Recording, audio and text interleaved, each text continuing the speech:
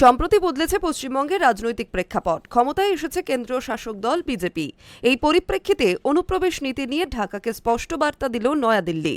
বিদেশ মন্ত্রক জানিয়ে দিল, বাইরের দেশ থেকে এসে অবৈধভাবে ভারতে যারা বাস করছেন তাদের নিজেদের দেশে ফেরত পাঠানোই ভারতের নীতি।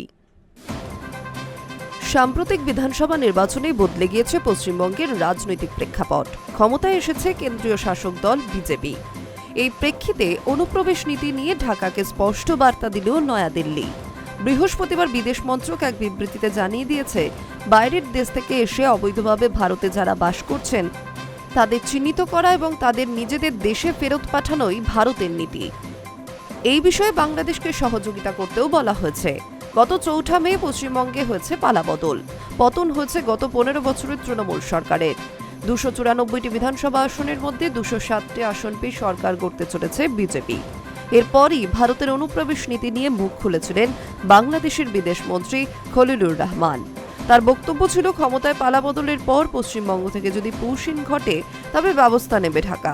বাংলাদেশে ক্ষমতাসীন দল বিএনপির সমাজ মাধ্যমে তার ছবি সহ এই মন্তব্য পোস্ট করা হয়। বৃহস্পতিবার খলিলুরের এই মন্তব্যেরই জবাব দিয়েছেন ভারত সরকারের তরফে বিদেশ মন্ত্রকের মুখপাত্র রণধীর জয়সওয়াল।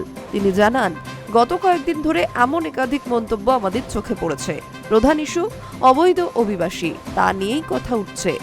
অবৈধভাবে যে সমস্ত বিদেশি নাগরিক এই দেশে থাকছেন তাদের ফিরিয়ে দেওয়াই ভারতের নীতি। এর বাস্তবায়নে বাংলাদেশের সহযোগিতাও আশা করেন তিনি আরও যোগ করেন, বাংলাদেশ তাদের নাগরিকত্ব যাচাই প্রক্রিয়া ত্বরান্বিত করবে বলে আমরা আশা করছি, যাতে ভারত থেকে অবৈধ অভিবাসীদের প্রত্যর্পণ নির্বিঘ্নে সম্পন্ন করা যায়। রণধীর জয়সওয়াল আরও উল্লেখ করেছেন, বর্তমানে বাংলাদেশের সঙ্গে নাগরিকত্ব যাচাইয়ের 2860টিরও বেশি মামলা ঝুলে রয়েছে। তার মধ্যে অনেকগুলি 5 বছরেরও বেশি সময় ধরে বিবেচনাধীন।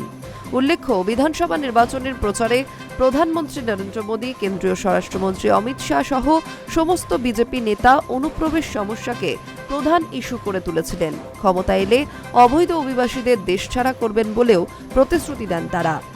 এবার সে কথাই স্পষ্ট করে দিল ভারতের বিদেশ মন্ত্রক। পাল্টা বাংলাদেশ কি বলে, এখন সেটাই দেখার। Hi news network.